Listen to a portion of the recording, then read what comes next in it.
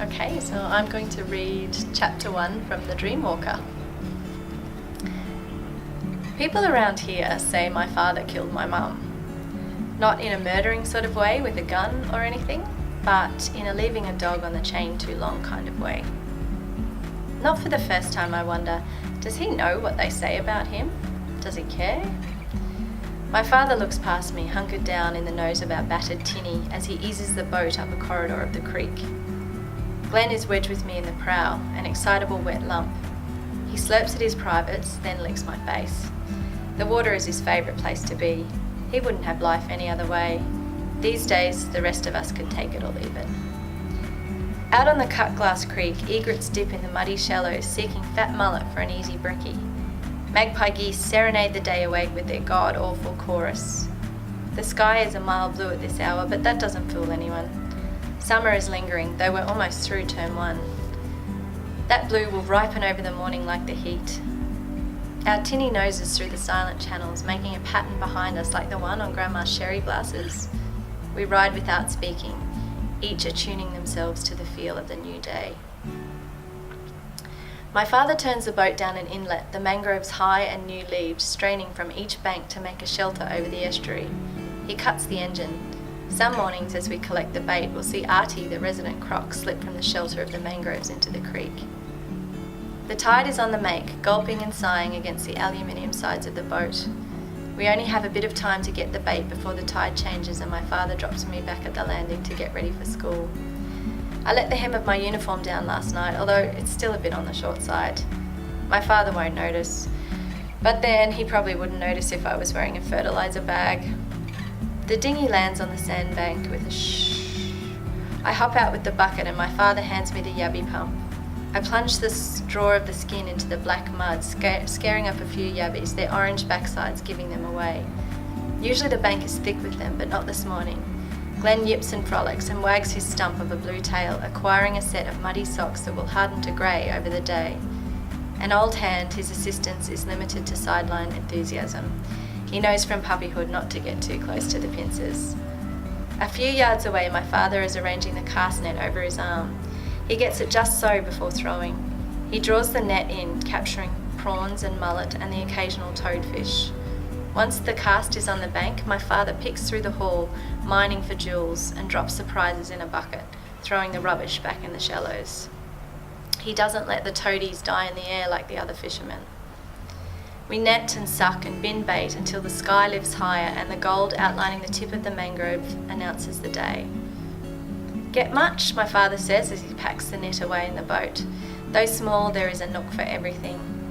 I show him my bucket, barely a quarter full, less than yesterday. We've got to make our quota this season, otherwise my father will lose his fishing licence. Got to put your shoulder into it, is all he says to me, as though it's my fault the bait has gone AWOL. I scramble back in the dinghy as my father pulls the motor cord. Time to head back to the landing and get ready for school. At home I'll have just enough time to drag a brush through my copper wire hair and shovel in some toast.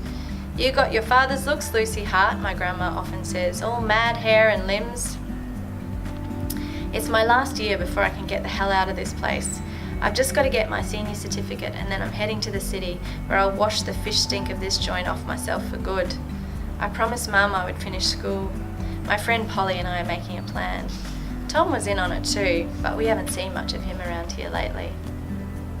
We have rejoined the main creek now and my father turns the boat towards the landing, homeward, the bog-boring creek flat known as Digger's Landing. Glenn the healer will stick his nose into both our buckets as we unload the boat as though inspecting our efforts. He'll whine for a treat and my father might give him a small mullet, cold and stiff from not being in enough water. We pass other diggers folks, slumped over fishing lines in their battered dinghies and give them the usual creek greeting, a cursory flick of the forefinger. A whole wave would convey too much enthusiasm apparently.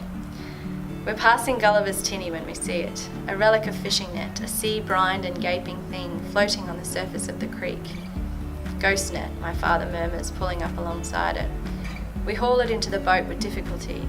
Its strands are heavy and fraying and the sun has bleached it to a teal shadow of itself. It appears to have been in the water for some time. Where did that come from? Deep sea, I'd say. A commercial net, my father observes as we contemplate the thing. It takes up pretty much the whole boat. Probably from further up north somewhere. How'd it get here? Currents probably, or dumped, he says, and revs the engine as we hit a straight stretch of creek. End of conversation. We pass the high, carved-out section of bank topped with grazing land that belongs to my grandfather. The sand is edged with the tide, imprinted by washed-up things and dried daily by the sun. My grandfather's cattle are industrious, pulling grass, storing up for when the feed will dry out in the way of the Brahman breed. My grandfather's land borders this side of the creek all around. There's no getting away from it. In my room, getting ready for school, I fix my hair in a ponytail. It's a scraggly effort with bumps in front. Mum was so much better at this stuff than me. I try to conjure her face in my mind. It's difficult to picture now. I can see the individual features, though not how they fit together. Why is it that you can perfectly remember the faces of near strangers, the lady at the ice cream counter in town, say, or the pie man passing through, yet you have trouble with the ones you know best? In the age-speckled mirror, I notice my fringe has grown. It almost covers the fine pink scar at my temple now. I swallow the seawater feeling in my gullet and put the brush down. On my nightstand, I notice the spilt water I didn't have time to mop up this morning. I look around for something to soak it up. Last night I had the dream again. Ever since the accident last year, they've been coming to me like my head's not right somehow. In the dream, someone is trying to swim towards me. They are small and their head is turned away, so I can't make out their face. In the dream, their stroke is off. I pedal my legs and push away the waves coming on. The swimmer flails their stringy arms and belts at the water with their hand and feet, but they're not getting anywhere. It's clear no one has taught them to swim properly. I stretch my arm towards the swimmer. With my arms I say, "Come on, it's all right, swim to me." They suck in air and swipe away their hair plastered over their eyes. They thrash harder, but they barely pierce the skin of the water. And then I realise, though I am stretching my arms towards them, treading water until they can reach me, to where I can help them, I'm floating further and further away. The expanse of water between us is widening now, not closing. In my dream it grows vast and deepens. The sky darkens and the water turns a sinister blue like the stones of churches I have seen in pictures. The ocean is bottomless and its angular waves forever roll in. They are trying so hard to reach me, but they won't, they can't. The waves are large, so much bigger than us both. In the dream they are going under, maybe for good, and I, stuck in my riptide, can't do anything to help. I take a large gulp of seawater and then I am awake. I gasp in the warm air of our creek hut pushed down by the tin roof. It's difficult to untangle myself from the twist of damp sheets. It takes me more than a moment to get out of the water, out from under the nightmare.